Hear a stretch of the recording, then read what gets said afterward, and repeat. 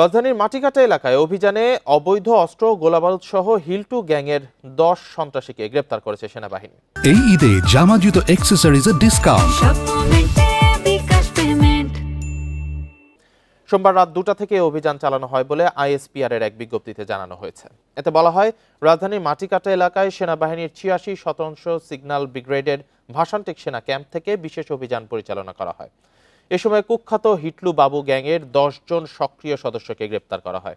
জব্দ করা হয় ৩টি স্বয়ংক্রিয় পিস্তল, একটি রিভলভার ও ২৮ রাউন্ড গুলিসহ বিভিন্ন সরঞ্জাম। অভিযান চলাকালে গ্যাং সদস্যরা টহল দলের উপর হামলার চেষ্টা করলে পরিস্থিতি নিয়ন্ত্রণে আনতে ফাঁকা গুলি ছোড়েন সেনা সদস্যরা।